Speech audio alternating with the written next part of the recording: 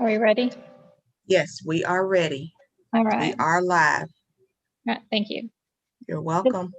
This meeting for the March 3rd, 2021 Pulaski County Election Commission is called to order. Commissioner Price is virtual, and Commissioners David Scott and myself, Commissioner Christy Starr, are present in person at the Supreme Court room in the state capitol. So we have a quorum. Our first agenda item is the Pledge of Allegiance. Sorry, but we do not have video in this room. But we will have our documents for the video for the live stream to be played throughout. So we're going to go ahead and stand and start the Pledge of Allegiance.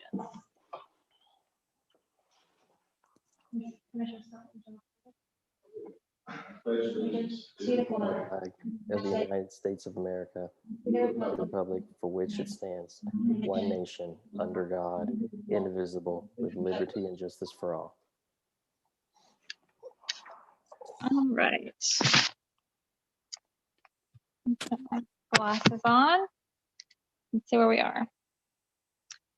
Okay, the first item is we need to approve the previous minutes. I do not see those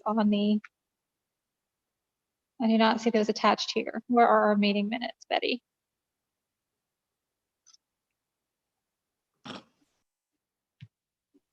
Do we have a document in our email?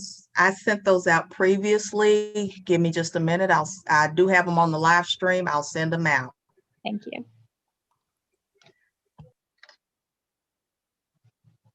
For our meetings, if we can just make sure to have all the documents in one place. Will you mute me? I feel like I'm echoing. Yes. Commissioner Scott. Betty, I believe you sent them on the 12th, if that helps.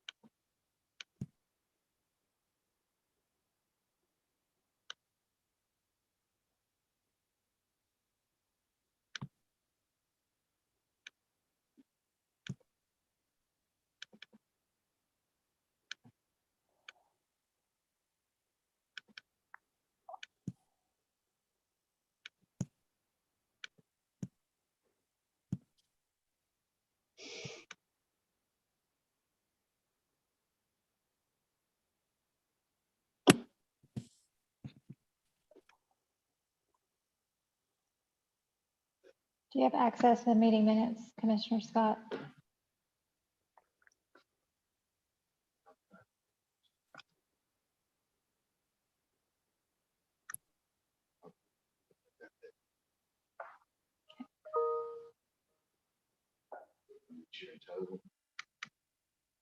Yes. You'll have to speak up a little bit so you can be heard.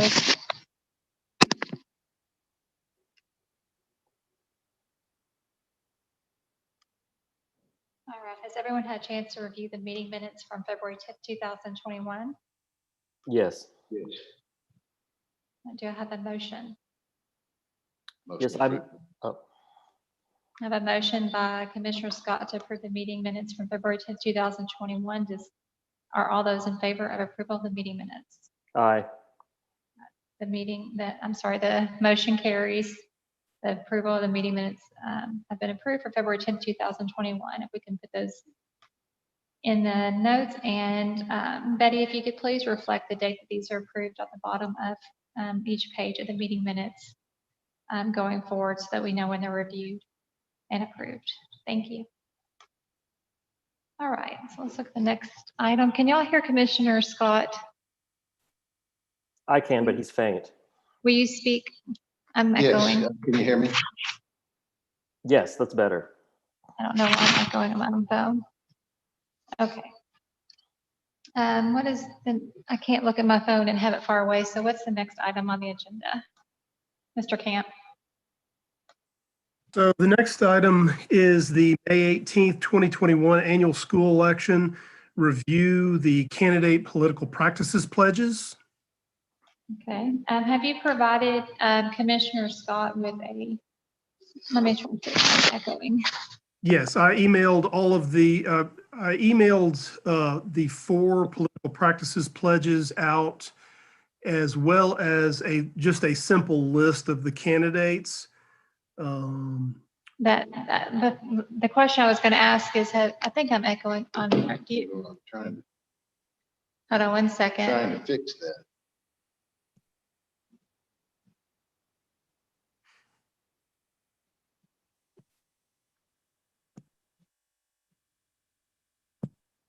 The question I was asking is, has Commissioner Scott been provided with a manual for the County Board of Election Commissioners? I haven't given him one. I mean, we don't have, we can get one for him, but there's other things he also needs to do, like fill out the employee package and things like that. So when he comes in, we can try and have a manual for him as well. Has someone reached out to Commissioner Scott to have him do these things? Yes. Okay, well, we need to get him the manual. It can be electronic, but he needs to have that information so he knows what to do on such things as reviewing the political practices pledge. So, Mr. Camp, if you could go through and the process of reviewing these political practice pledges, not for just Commissioner Scott, but as also for those who may be viewing online of what we're doing. Okay, there were 4 candidates that were certified by the Pulaski County Clerk as meeting the requirements and to run for office in the Jacksonville North Pulaski School District. There were also 2 candidates that were certified to us from the, I guess that's Perry County clerk, who are eligible to run in the East End School District. The responsibility of the Election Commission is basically just to look at the political practices pledges to verify that we have the candidates' intended name and spelling of their name and the way they want their name to appear on the ballot. So that is really all that we need to do, is to make sure that commissioners are in agreement that they know how the candidates want their names spelled and placed on the ballot. All right, so do you understand the process? Okay. I do. So if we could all take a moment to look at the candidate political practices pledges for the candidates for the Jacksonville School Board election. Let's take a moment to do that. There should be 4 of those, correct? Yes, 4 for Jacksonville North Pulaski, and we did not receive the political practices pledges from Perry County because they are the domicile county and therefore they're responsible for that. They did provide us the names and spellings, however, which you see on the list of candidates that I provided.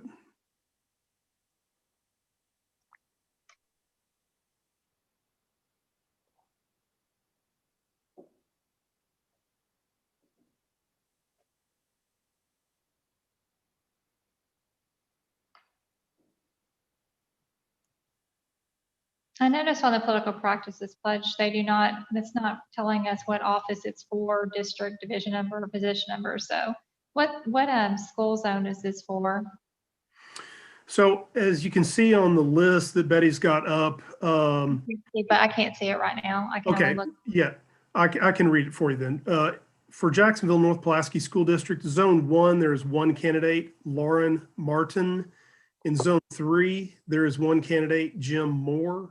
And in Zone 4, there are 2 candidates, Laura Walker and Teresa McClendon.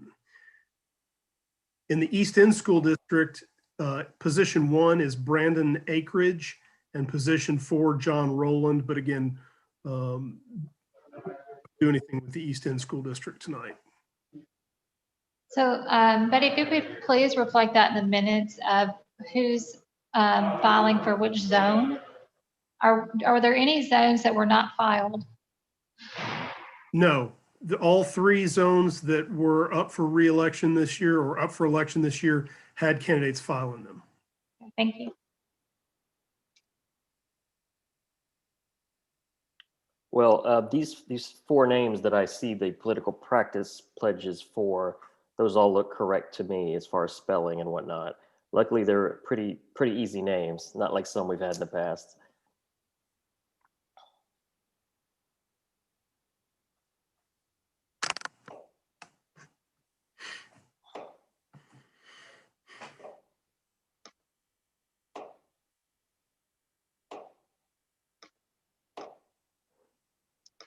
Do I have a motion for the Jacksonville, North Pulaski political practice pledges? Yes, I move to accept the political practice pledges as reviewed in the upcoming Jacksonville North Pulaski School District race. What is the date on that, Sean? I'm sorry. The date on the election is May 18th. On May 18th? Yes. Yeah, for May 18th, 2021. Thank you. All right. Do I have a approval of that motion? Do all those say aye? Aye. Okay. Motion carries. Sorry, guys, I'm getting used to my new role, so it's going to take me a little bit. No worries. I have a question. Do we need a separate a motion for the East End School District, or does that goes through Perry County? We don't have to worry about that. Yeah, there's no motion required because we only, as the domicile county of the Jacksonville North Pulaski School District, we have to approve the political practice pledges. But for East End, the Perry County Election Commission will fulfill that role as the domicile county. Okay, thank you for that clarification. So they do not have to be on the ballot? No, that was not what I said. So tonight we're here to do the political practices pledges for the Jacksonville North Pulaski School District because that school district is domiciled in Pulaski County. The East End School District is domiciled in Perry County. And so that the Perry County Election Commission will review the political practices pledges for them. The only reason I put the candidates' names on here was just as a courtesy so you all will know what names will go on our ballots in Pulaski County for just a couple of precincts. So it's imperative that we do review those to ensure that they do match the ballot when the ballot is time for the review of the ballots for approval.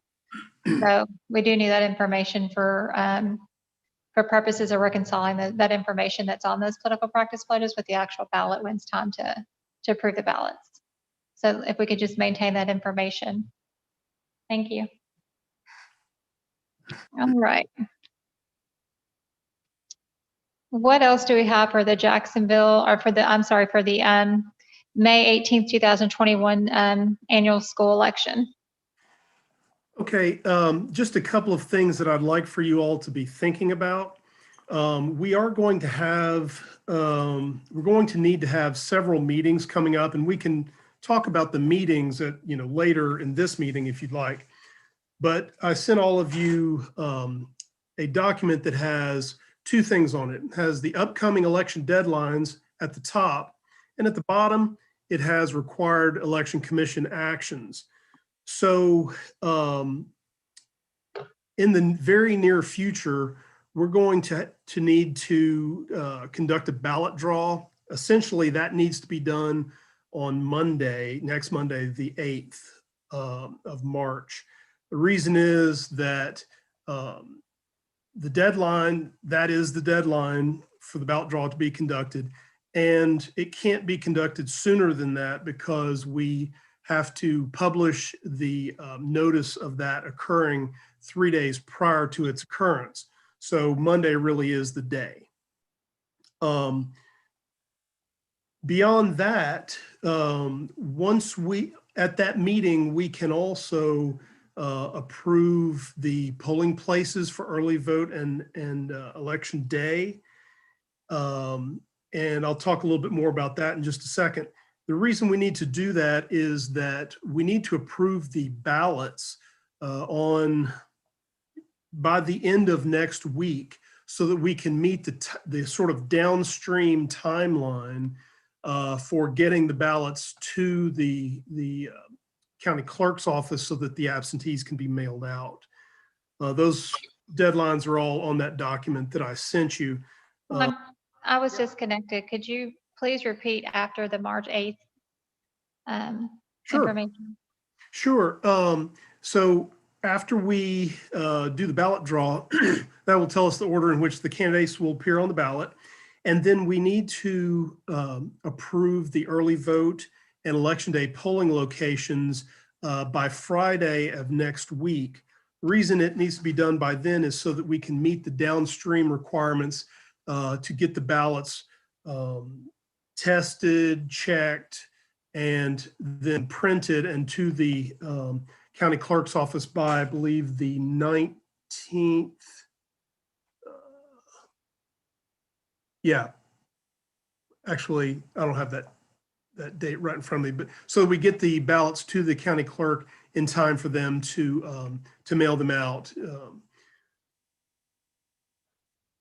And regarding the polling places, just one last thing I'd like to mention is because the quorum court did pass the ordinance allowing us to have vote centers, there is a choice for you all to make.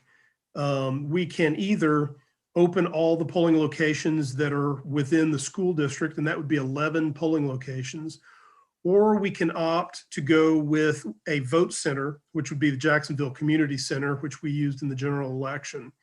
So that's just something kind of to be thinking about. Obviously, it's not on the agenda tonight, so we won't be voting on that tonight, but just things to keep in mind that we can talk about at the next meeting when you all do approve the polling place orders. Before we can do that, we would need some information because I have been doing a lot of research on turnout in school elections, and it's abysmal at best. And I do know that we've had polling locations that have 0 turnout, some that have 4 people, some up to 18. And we do not need to be opening polling sites if we have 0 turnout at those sites. So we need to really look at that and kind of gather that information first to see what's going to be best to make sure that, for one, we're ensuring that people have the information of where to go vote, but 2, that we're not opening sites where no one goes to vote. And why they're not going out there to vote, I guess, is another reason. So if you could gather that information for the Jacksonville North Pulaski School District, that would be beneficial. So we could make an informed decision on how to do that, how to approach that. Sure, I'd be happy to do that. And that's the primary reason I raised the issue of the vote center. This is something we've never been able to do in the past, but we can now. And a lot of people voted at that site in Jacksonville. And so the community is familiar with it, and it's very centrally located. So that's a very, very good option for the reasons you outlined. Let me ask a question. Are there any, for the Jacksonville North, because I'm not familiar with the North Pulaski School District, is anybody in the North Pulaski School District outside of the city lines of Jacksonville? I believe so. It does stretch outside the city of Jacksonville in just a couple little places. But for all intents and purposes, all the polling locations that we would use would be the same ones we would use for, say, a city of Jacksonville election. We need to make sure that that distance to those rural areas is not create a burden. So we want to examine that. I know a bill was filed today that kind of looks at that issue. So I want to make sure that we're not creating that issue as well in our rural areas by closing down polling sites so people can't get to the polls in rural areas. So let's just make sure that we don't have folks in the rural areas that have no access to a polling site because it's too far. No, absolutely. I agree with you, Chair Starr. I think seeing what the turnout was in previous elections, and then, maybe we looked at a map and decide on a certain radius. If we don't want, folks having to drive too far to get to a polling location and make it more difficult for them to have access to the polls. So I think maybe we can, once we have that data, we'll be able to make a better, more informed decision. Sean, when can we have that data? Sean, can you hear me? Oh, yeah, I can hear you. I mean, I can send you the numbers on how many votes were cast in the last couple of school elections up there. You know, I mean, I have a list of the polling locations and things like that that we have used in the most recent school election and in the general election. So, I mean, I can get that out probably tomorrow. Okay. And just for y'all's information, you know, anything that is outside the city of Jacksonville, those areas are served by the Pulaski County Special School District. Okay. You know, everything in the Jacksonville School District really is close to the city of Jacksonville, if not right in the city of Jacksonville. So there are no far-flung areas really in this school district. But Amanda will be available on Monday night to answer those types of questions for you because she's familiar with the maps. Thank Okay, you. thank you. Thank you. That's good to know. So let's look at these dates because I don't want us to be scheduling duplicate meetings if we don't have to, or meetings side by side if we can consolidate meetings because it's not very conservative on our fiscal budgetary side. So we do have to meet on March 8th for the candidate ballot draw. Is the county offices still closed to the election commission for the candidate ballot draw? I will have to look into that. But there's only one race where there is a contested race, so there'd only be two candidates for a ballot draw. It might be something that's easily done virtually. I can certainly inquire as to whether we could do it in the Jeffrey Hawkins room. I do know there was a state complaint regarding that issue.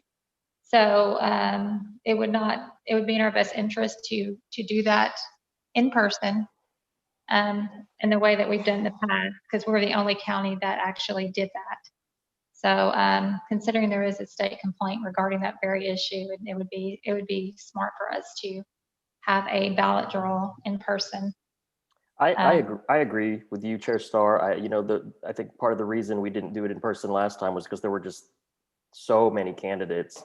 But I think with only having two candidates in a contested race, it's not like we're gonna have 20, 30 people in a room. So just two people, I think that makes a lot more sense. Yeah, so if you could reach out to the county judge's office and see if we can't do that on the Monday at 5:30 p.m.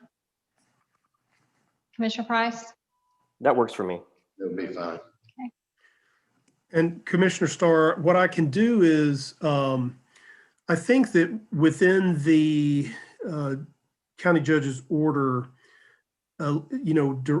meetings that are directly related to an election and required by statute, like a ballot draw, as long as it is only essential people in the room and not a public meeting, that should be no problem. I don't think that there will be any public meetings allowed, but the commissioner, I think that if we limit the meeting to the commissioners and the candidates and any staff that's necessary, I think that we could probably make that happen.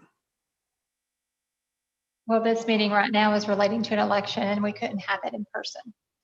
So we had to make other arrangements. Every election meeting we have is related to the election. So just an FYI there. Okay. And again, it makes it very difficult when you're trying, to review when there are no staff here to set up anything. Hopefully my computer doesn't die because I don't have a cord to connect. No video and information not in front of us to look back and forth on these items. So these are issues I prefer not be addressed legislatively, but it looks like that's the process that we're going to have to take. So Monday at 5:30, if we could do that, that would be great. One other issue just to consider, I'm going to need to get the memo, the ballot draw memo published in the newspaper, and that'll have to be, I'll have to send it to the newspaper tomorrow in order to have it published within 3 days of the meeting. So I think, you know, we need to arrive at a location for the meeting so that I can put that in the memo. If it's easiest to just make it a virtual meeting, you know, if that's the only thing that we can do tonight, then we may want to go ahead and do that. We just need a location for me to put in the memo for tomorrow.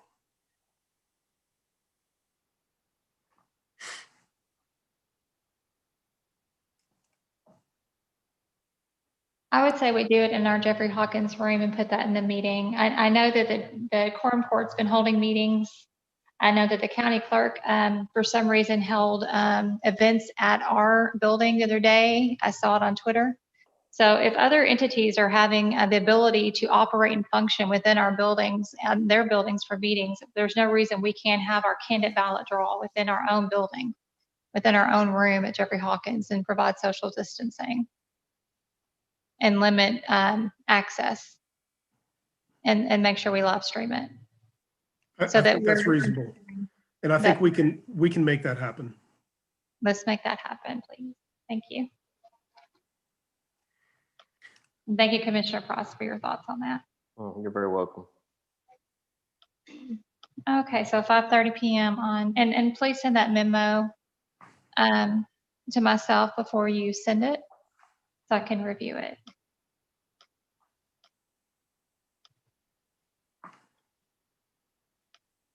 Do we have updated, have we updated all the names on all the memos and letterheads and all that? So we don't have the old commission names on there? Yeah, I mean, we'll do that as we use the different memos and stuff. But yes, we're very conscious of that, not to use the old letterhead. All right, thank you. All right, so the next one would be, you said the 19th of March is the deadline to provide the millage language to us, but we also have a deadline around that same period of time for something else. I don't see that on here. So are there two things we can combine for that meeting? Right. So my suggestion is that on Monday, we do the candidate ballot draw, and we also designate the election day and early vote polling locations. That will give Amanda the information she needs to produce the ballots. And then we can have a meeting later in the week, either Thursday or Friday, to approve the ballots. But from what I'm reading, that the school board has until the 19th to get us the millage language. They do, but we have it. I'm sorry, do we already have it to approve it? Yes. We do, okay. Okay, so we can do the candidate ballot draw, we can approve the millage language.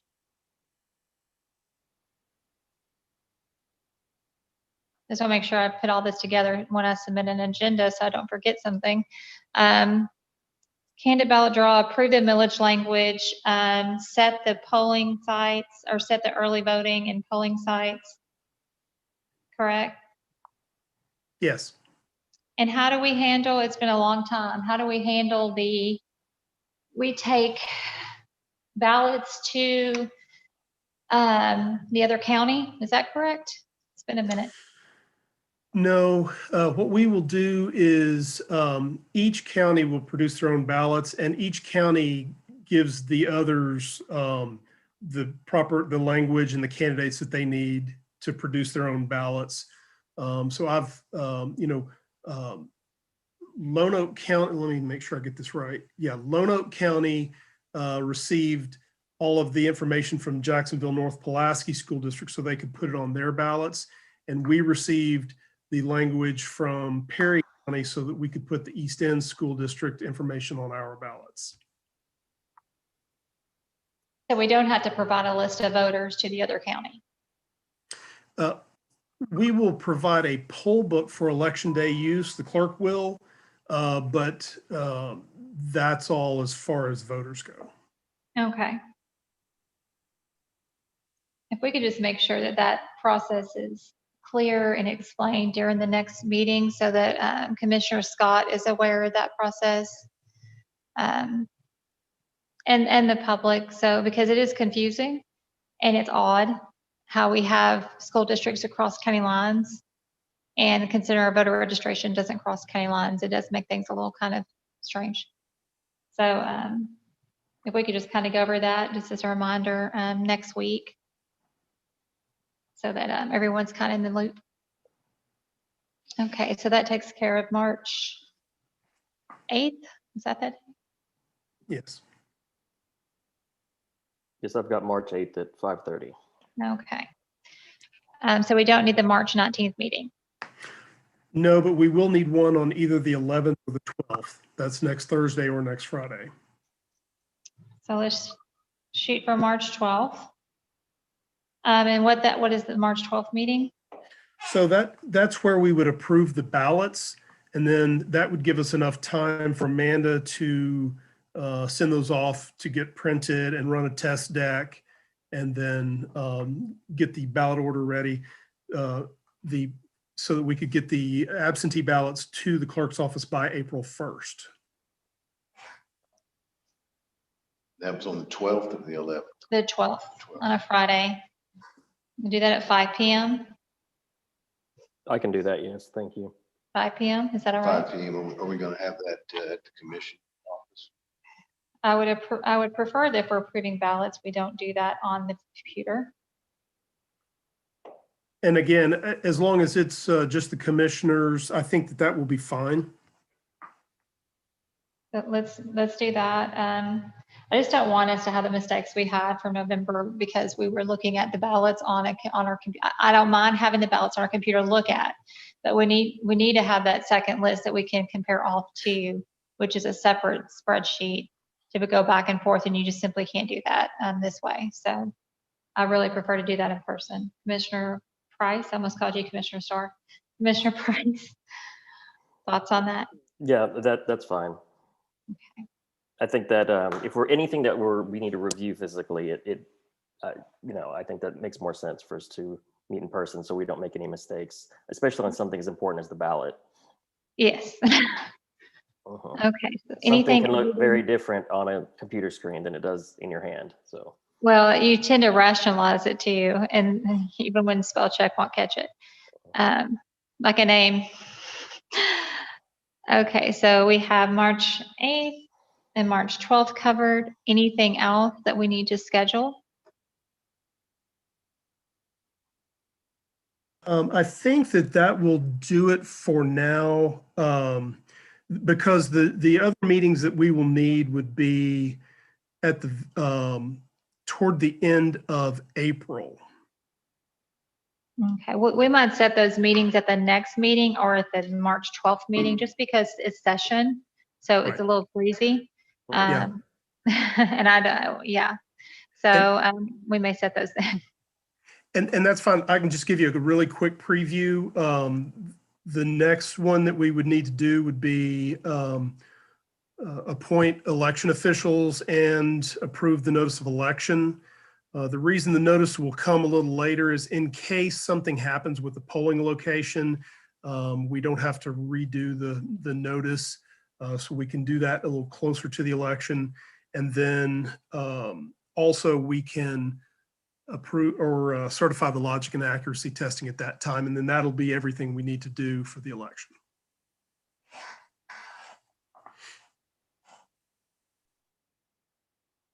Okay. All right. Thank you for that. All right, what is next on the agenda? Update from Sean Camp on investigation into equipment and unused ballots left at polling site. All right.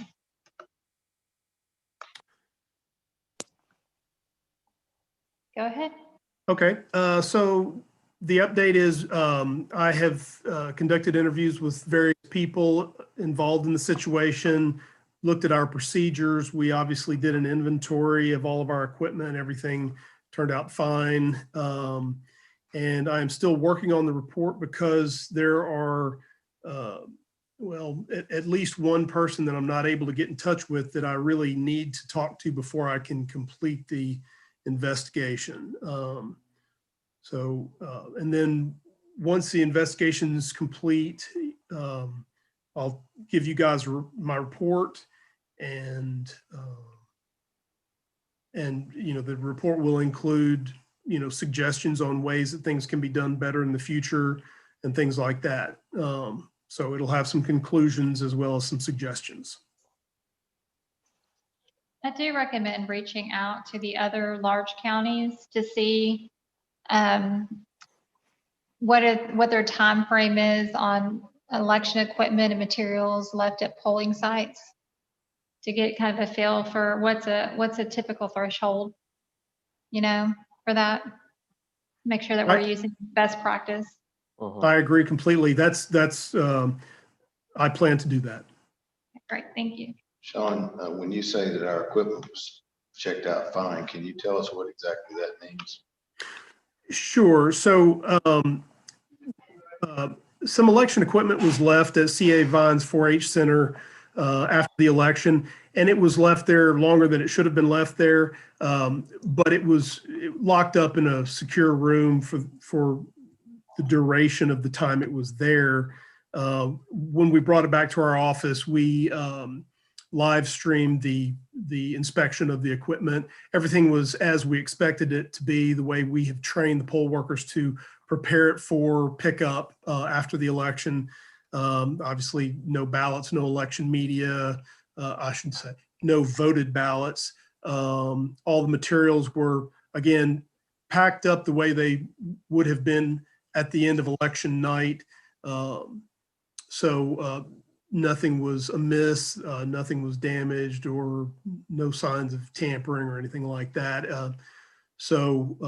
And then we did a complete inventory of all of our election related materials, including election media, the tablets, all the equipment, everything like that. And it turned out that we have, everything we started with, we ended with. That's all good. Thank you, Sean. You have any questions for Sean, Commissioner Price? I don't, but thank you, Sean, for conducting that investigation and doing that thorough inventory.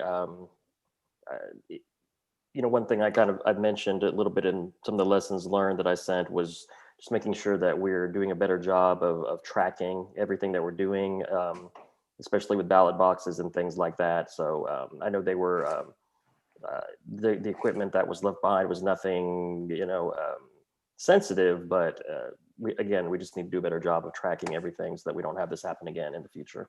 So thank you.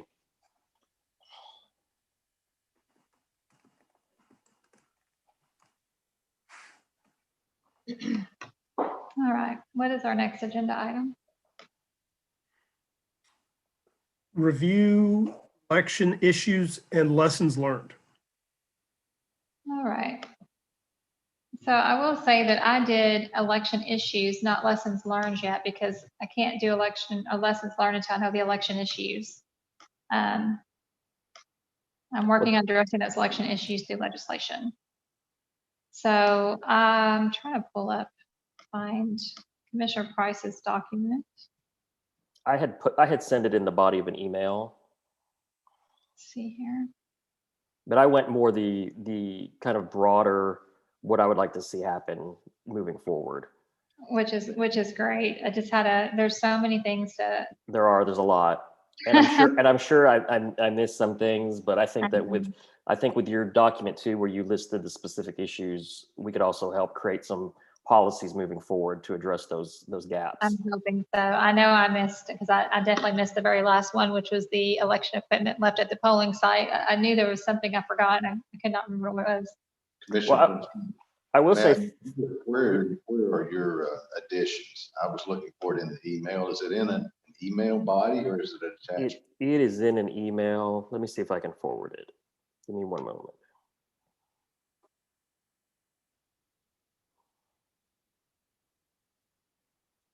Yeah, I see mine. I do not see yours. I see yours, Commissioner Starr, I don't find Commissioner Price's. I did not send it to the other two commissioners. I sent it to the staff. I thought it would all just be maybe consolidated into one document. So give me one moment.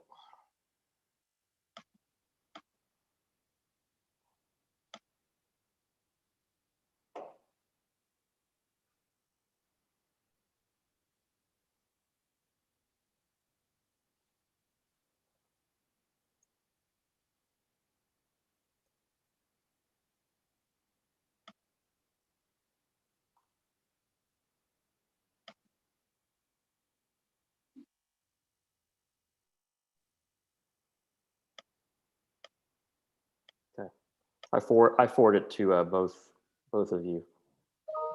Yes, thank you. You're All welcome. right, thank you. Let me open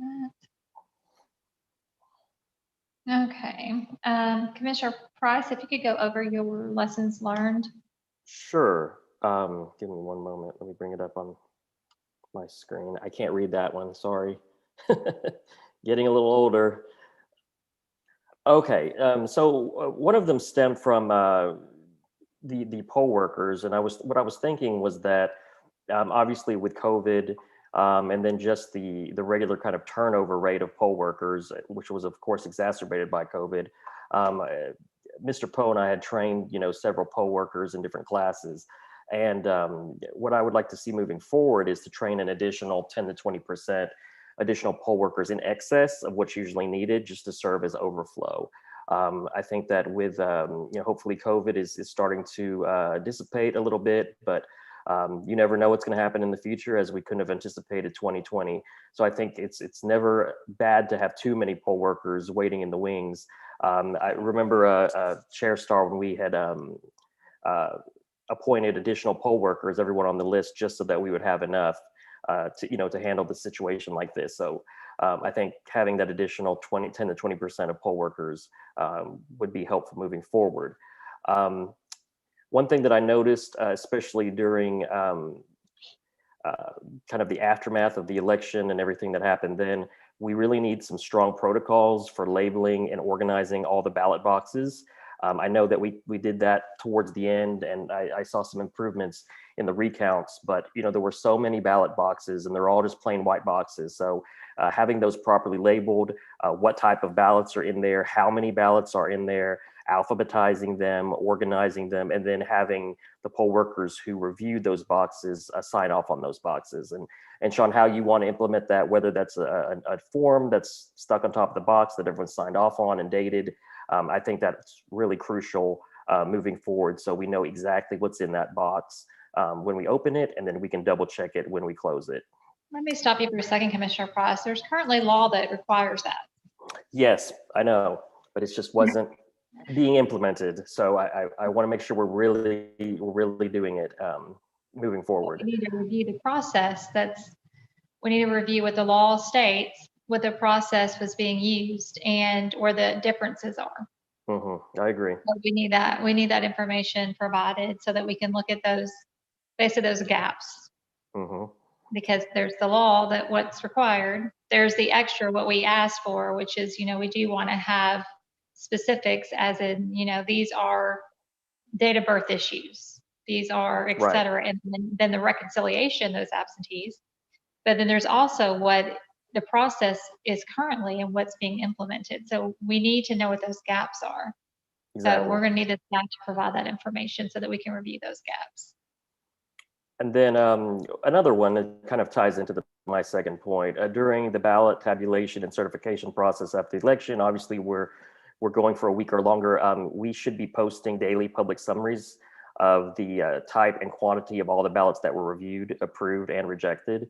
I think that would help with transparency, and that would also help with the media and other organizations or stakeholders who are interested in that. So if we could say, I know we were all kind of doing it separately, but to be all on the same page and have the official numbers, we reviewed X amount of absentee ballots today, we accepted this many, we rejected this many based on these reasons, and then that's kind of the final count for that day. So there's no confusion.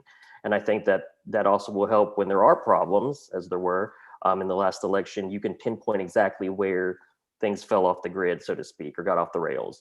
Hey, we were right on this day and then something happened on this other day. So that's where that gap must have been.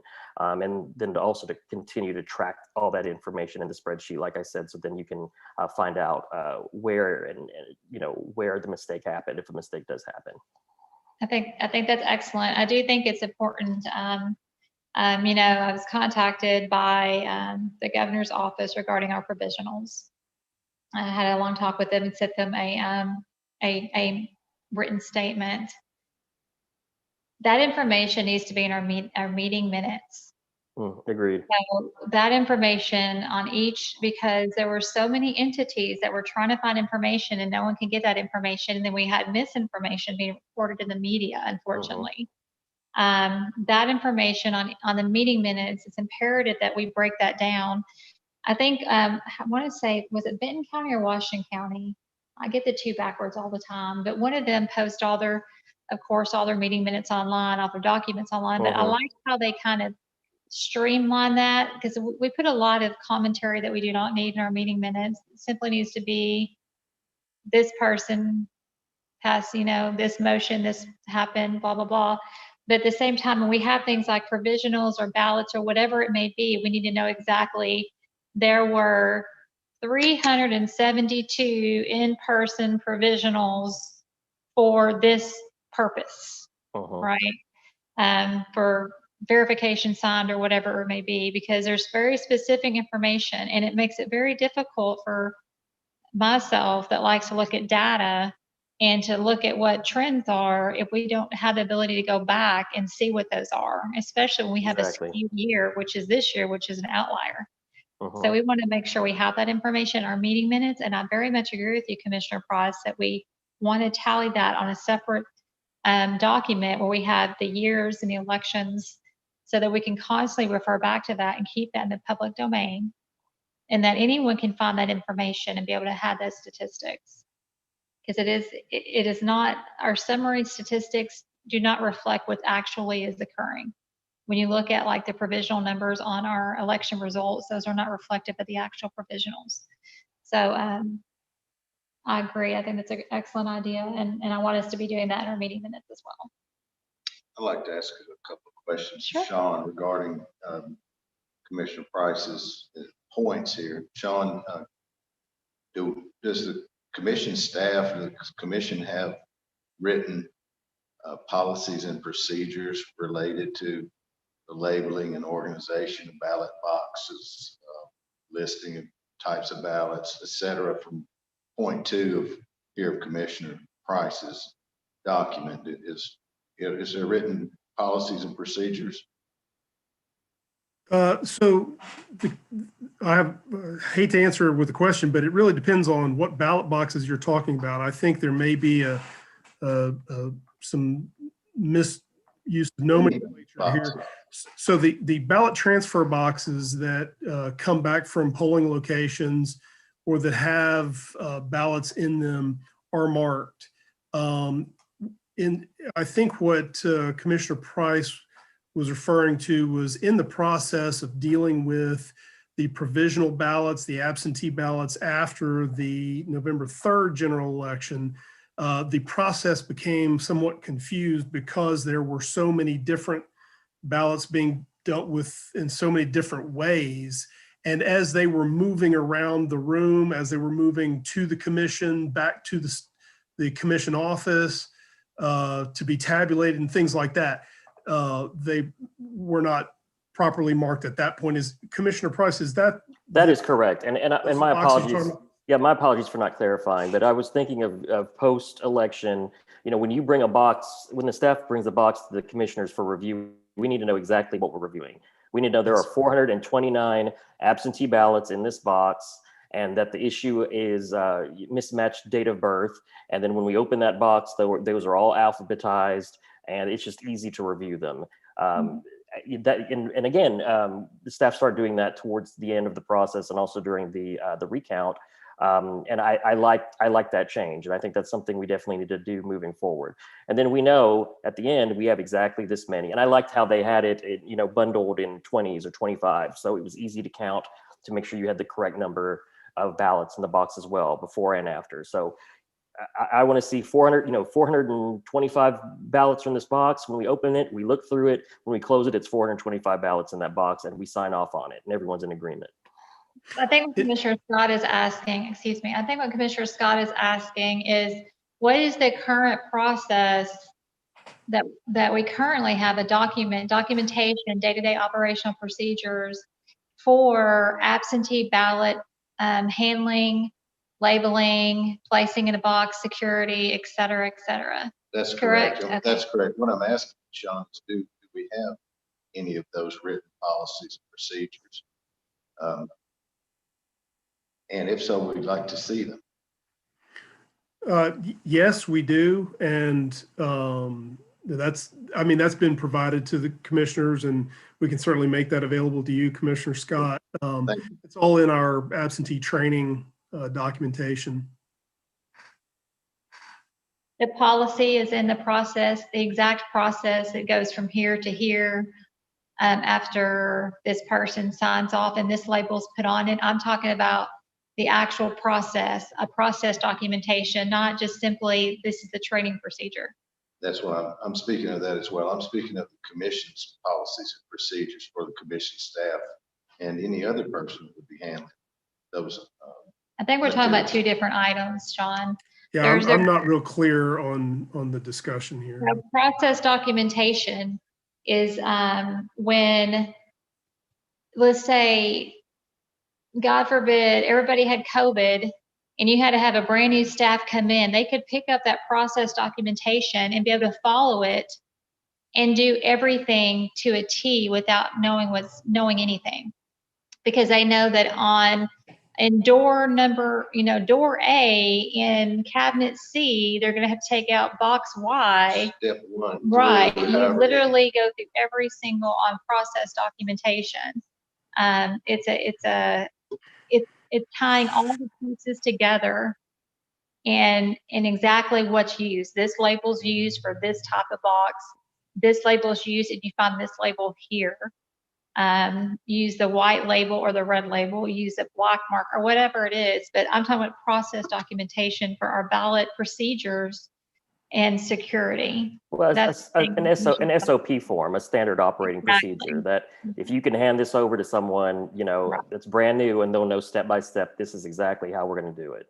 Exactly. That's exactly what I'm asking about. What do we have that? For the procedures that we have, yes. Could you please send those to the commissioners? Sure. Thank you. This way we can look at that, look at what the law requires, make sure that there's no gaps between the two, and as well as if we need to address what may be missing, what we can recommend also to the state board of filling some of those gaps. And how we can go forward, because we've already identified, last year, early in the year, one thing that I requested was to separate our ballots, absentee ballots by type, label them, make it easier, number, reconcile, things like that. Just, to me, just common sense items. Treat ballots like you treat money. These are quarters, these are dimes, these are nickels, and how much you have in the beginning and at the end. And we just need to make sure that we're doing that with our ballots in all elections from small to big. And if I can, just to clarify for Commissioner Scott, the processes that were used in the November 3rd, 2020 general election for dealing with the absentees after they were processed by the canvassers was a completely different procedure than we had ever, well, I'm not familiar with what procedure was used. And it was very different from anything that the election department staff had ever taken part in. So I think that the procedures were being made up on the fly. So what happened in that election is not indicative of what normally happens. So normally there's a lot more clarity to how ballots are processed, how ballots are transferred from point A to point B. In the November 3rd election, it was kind of being done on the fly.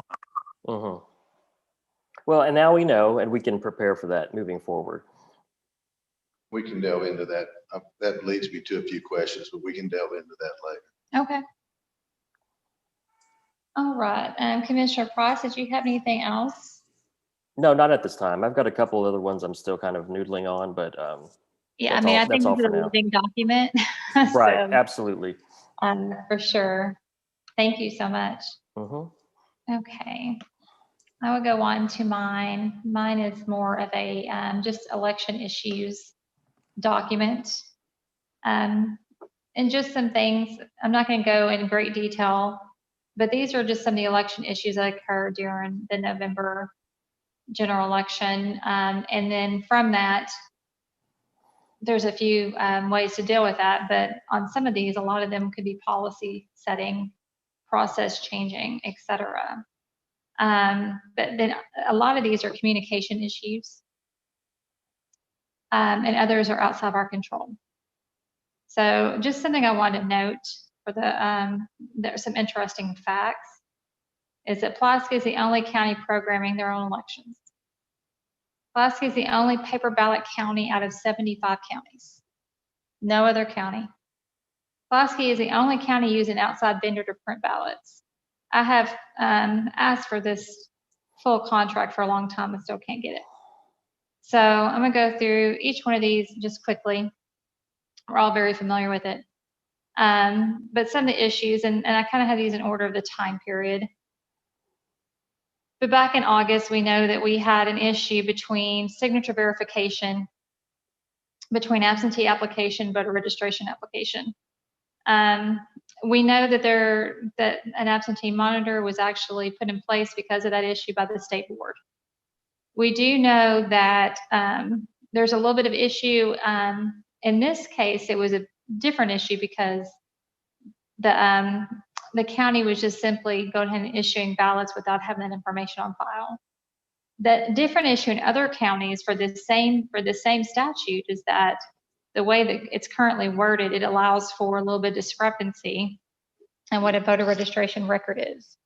So counties are using things like poll books to verify, which is not the intent of the law. So that is something that will be addressed. The second one, and you have to forgive me, I've been doing a lot of legal writings. I keep putting CBEC instead of PCEC, County Board of Election Commissioners.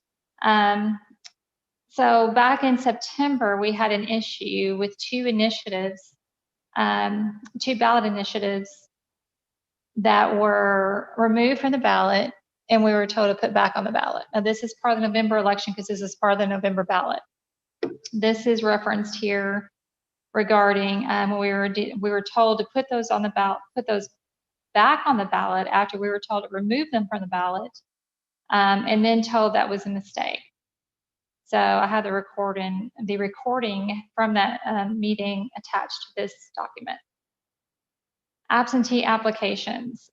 We saw an issue while going through something that held us up a lot, where we saw absentees that didn't have applications, absentees that had applications that were completely impossible to read.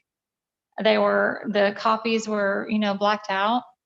We had incomplete applications, pre-filled applications, which is a very different issue. And I say pre-filled applications because the law requires the County Board of Election Commissioners to compare the information from the absentee application to the voter statement. The reason that you're comparing, and I literally listened to someone argue this point, is that this is, they were arguing against the voter ID bill, and they were stating that, well, they already, compare information between the absentee application and the voter statement to make sure that's who that person is. Well, wrong, because if we were, then people wouldn't be pre-filling that information out. If the voter is not filling out their own information, how are we comparing that information? Someone else already did the work for them. So we had a lot of pre-filled absentee ballot applications. May I interject? You may interject. Thank you. I had a point to that. Sure. And I understand why, to make it easier for voters, I guess some organizations or whatnot had pre-filled applications. But my one issue with that is that some of the pre-filled applications actually had wrong information. Yes. The wrong date of birth, the wrong address, and that actually creates a problem because in I guess in the desire to make the process simpler, if there's a mistake in there, that vote could be rejected, that ballot could be rejected because now the information doesn't match, and it was no fault of the voter. They thought this was pre-filled out correctly, but it was incorrect information. Yeah, so and that's we need to be careful with that. Very frustrating, and that's I was talking to someone. I was actually talking to someone, a person that works at a salon, and how they have the Department of Health come in and they have these applications. And I said, could you imagine if your application was filled out for you? I mean, that's when you think about it that way, it just sounds kind of crazy, right? For one, they don't want them doing that because they want to put their information in there and it may be different. But we just want to make sure that that information is correct. And we saw a lot of those, like you said, had the wrong information. So I do not want to see a voter get disenfranchised because somebody else pre-filled out that part of the application. So there's just something, that's why I added it here because that's an issue. We had an election official who added information on an absentee ballot application. That's a serious issue, and we've obviously addressed that already. We had canvassing process changed by the staff. So like Sean mentioned, the process was changed. Under oath, I got to read about 1,200 pages of depositions. The transcripts from the deposition from the Jacksonville et al. V. Ashley Hudson case, staff stated they changed the processes for canvasses, did not conduct staff review, and never related to the County Board of Election Commissioners. So there was definitely some communication issues going on. We had the issue with the duplication of ballots outside of the public view. We had the issue going back to reconciliation of duplication of ballots without a tally. And I linked this to a news article where they've been talking about us having 1,200 absentee ballots to be duplicated, and we turned out with 831. Those kind of issues that cast doubt by our electorate of where's the other 369. Most likely that's how many there were supposed to be. But when we don't reconcile those numbers, it creates an issue, and we don't want to create that issue of that non-trust issue. We had an issue with outside groups performing election duties at their courthouse. We had an issue of we had a huge issue of 327 erroneously tabulated ballots. I think everybody in the state knows about this issue. It's pretty much been talked about almost in every legislative committee.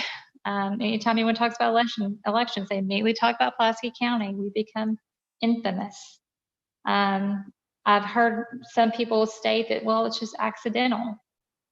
That isn't, and I'm not saying accidental as in someone purposely did this. I'm saying it'd be very hard to accidentally tabulate, as in there's a process attached to doing the ballots. And we all know what that process is, and I've included that process.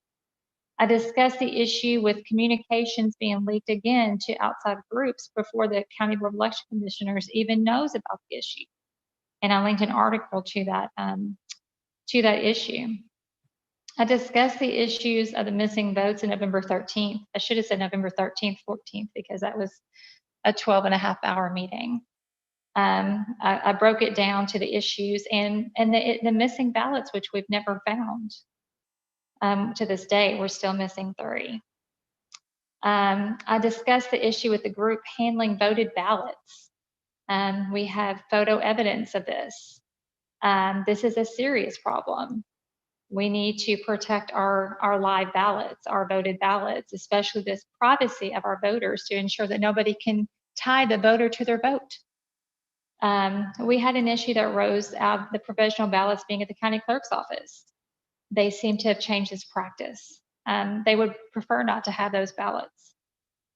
They simply, by this practice, we make a copy of the outside of the provisional envelope. This is a process change, and provide that copy to the county clerk's office for review. We had issues for, I call these the discovery of ballot boxes.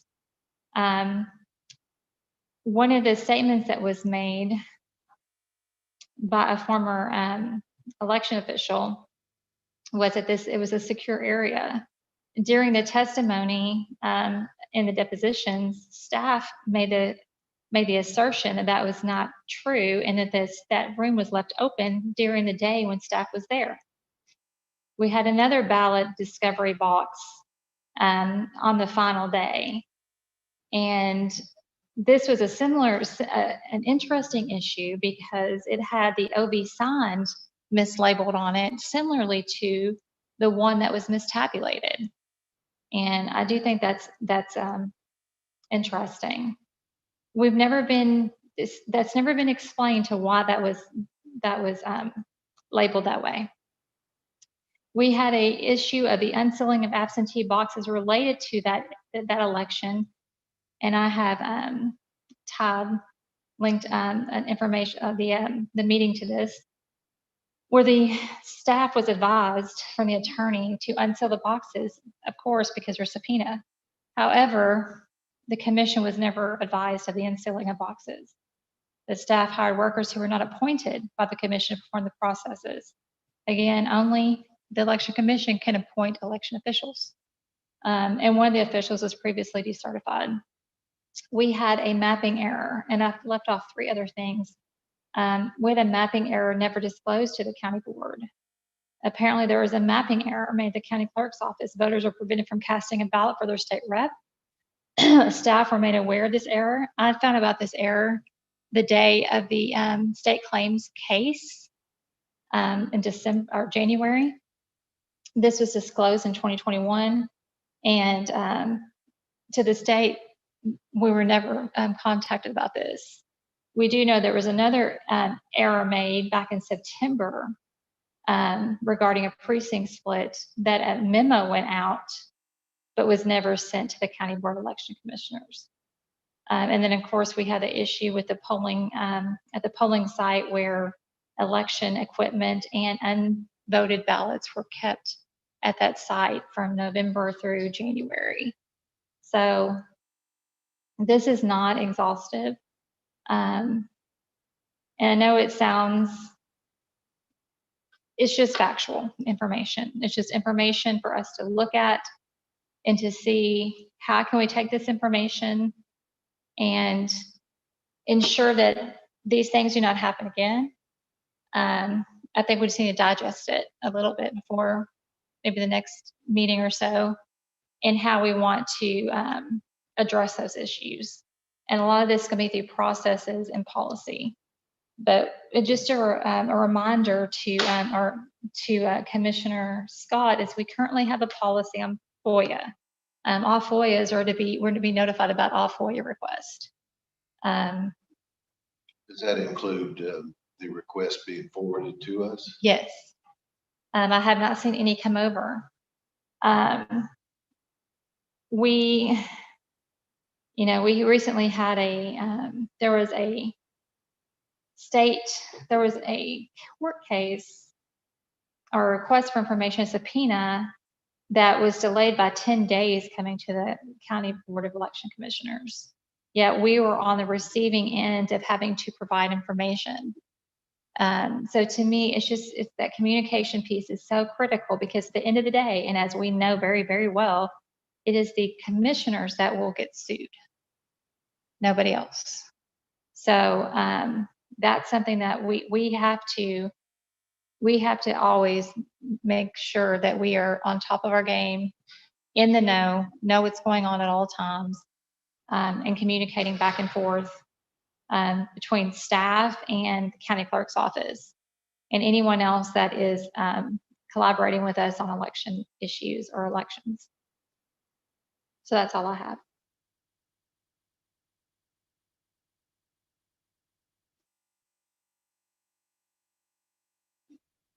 Did you have anything to add, Commissioner Price? Sorry about that. My audio cut out. No problem. No, I'm good for now. I think those are very helpful, and those instances you mentioned will allow us to think of some solutions moving forward. I think a lot of those can be were addressed by my bullets 2 and 3, as far as making sure we're cataloging anything properly, and then also releasing those numbers on a daily basis. So there's no confusion or with the media or any misinformation going out. So thank you for putting together that list. And I'm going to have to digest some of it, like you said, and then hopefully at the next meeting we'll have some additional, or in the meetings to come, we'll have some additional solutions that can address all these problems. Absolutely. Thank you. Do you have anything else, Commissioner Scott?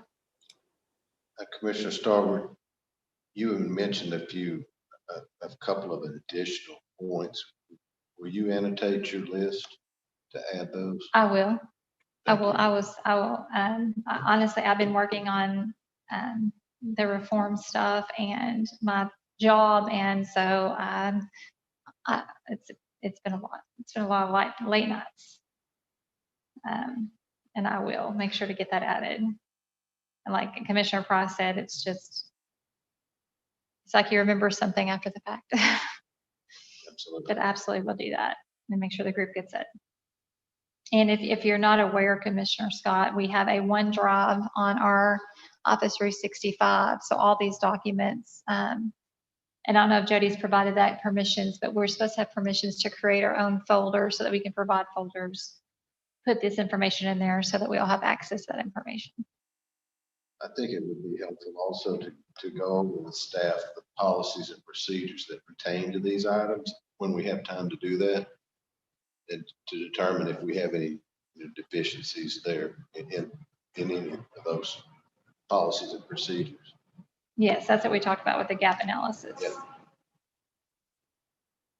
Commissioner Price, did you have anything else? No, I think I'm good for now. Thank you. I think I just had one more item on other business, and it was YouTube. Is that correct? Yes, YouTube channel. I've noticed there's been some changes on our YouTube channel. For one, it is very hard to find information on our YouTube channel. I've had countless people reaching out to me for months. I mean, it's at least every week I have 3 or 4 people asking me, how do I find X? Where is Y? And I can't even find it because we don't have a standard way of labeling our information on the YouTube channel. I've also seen things pop up that say FOIA, and I don't remember us ever putting together those labels.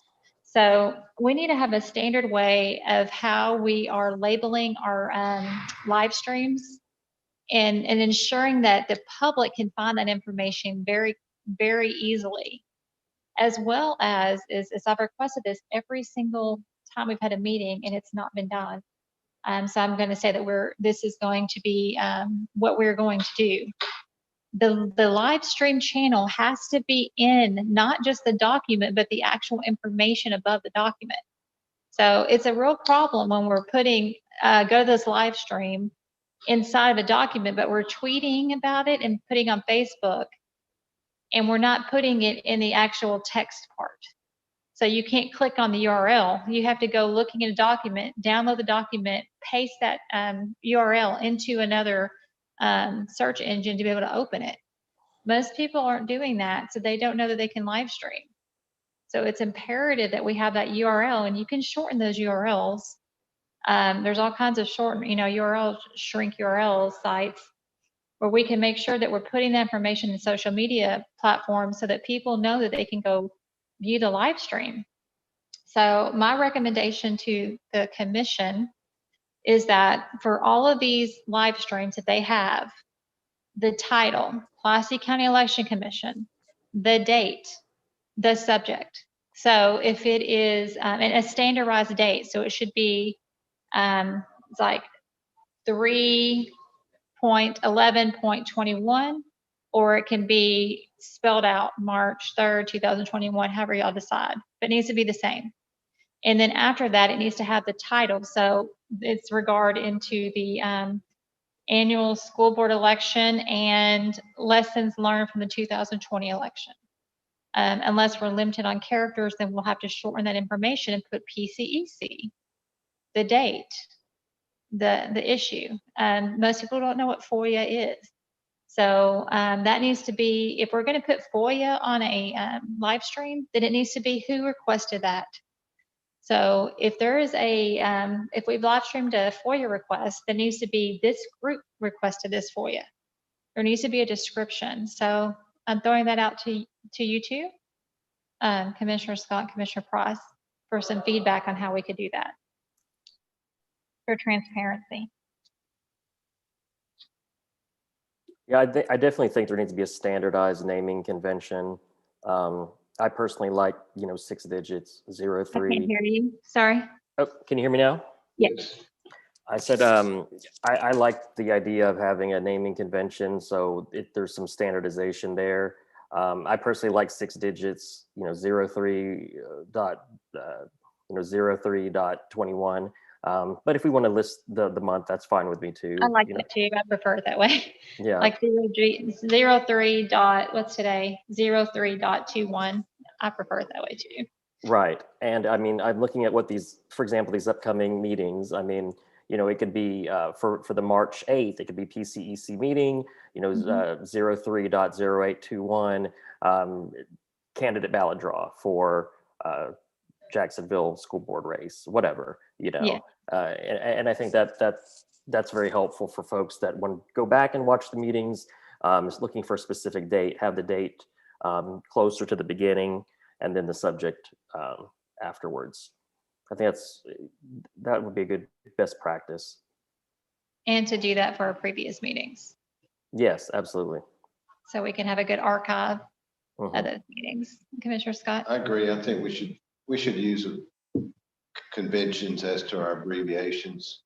Use the same, contract the commission, make it PC, yes, make it short, make it consistent.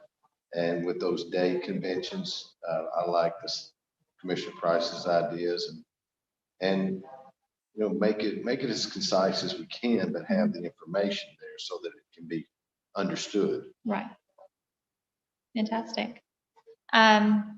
So Sean, if you could have Jody, please, I'm assuming Jody's the one that would be doing that. If he could go and start cleaning up those titles on there, so that it make it easier for the public to find things that they're looking for, and also make it easier on your SEO when people are looking for PCEC, they can find it quicker and it's going to pop up. So hopefully that'll be helpful. Just on a side note, I had requested, I'm standardizing our meeting agenda. You'll notice it's in a different format, but trying to just do things a little bit more standard and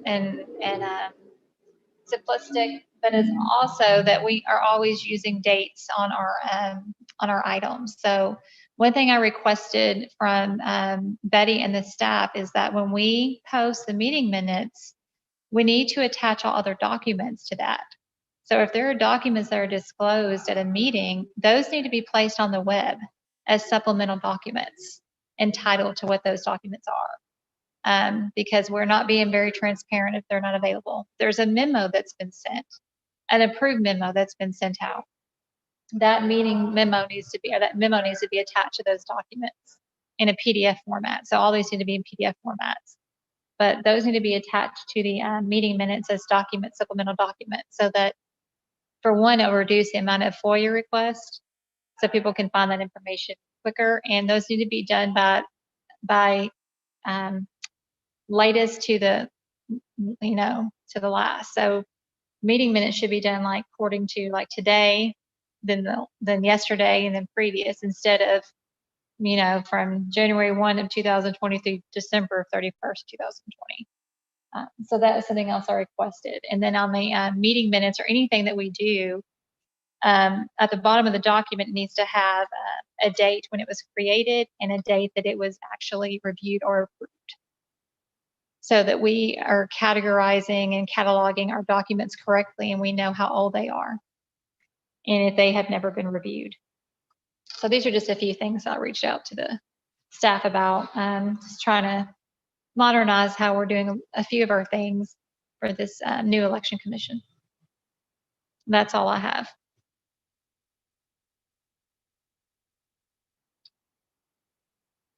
Does anyone else have any other business? None from me. Commissioner? No, I Commissioner don't. Scott? Okay. Do we have any public comment?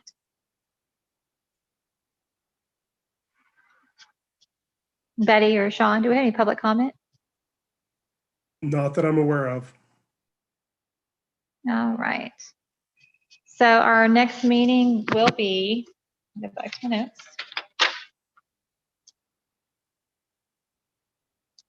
March 8th at 5:30 PM at the Jeffrey Hawkins Building at the Pulaski County Regional Building. This would be limited to the candidates for the ballot draw, so we need to contact the candidates to let them know. It will be live streamed so the public can view. And we will be going over the candidate ballot draw, approve the millage language, set early voting, polling sites, et cetera, at that meeting. Does that sound cool? Well, just for clarification, Yes. the election commission does not approve the ballot, the millage language. Review the millage language, excuse me. Review the millage language.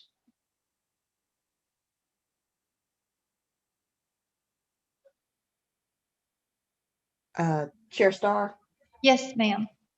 need permission from both yourself and Commissioner Price to stamp your signature for the timesheet. Commissioner Scott, I'm sorry, I can't do yours yet because I don't have all the stuff on you yet. Yes, you I'll have my get with permission. you, Betty. Thank you. Yes, you have my sorry. permission, Betty. You have my permission. Thank you. Thank you. I didn't understand what Commissioner Scott said. I said I'll get with you on the issues we have outstanding. We'll get those taken care of. Thank you. All right, thank you. Is there anything else that we need to know, Betty? Not that I'm aware of. Okay, all right. All right, if that's all, then we are adjourned to, until March 8th. Thank y'all. Thank you. Thank everyone. Thank you, everyone.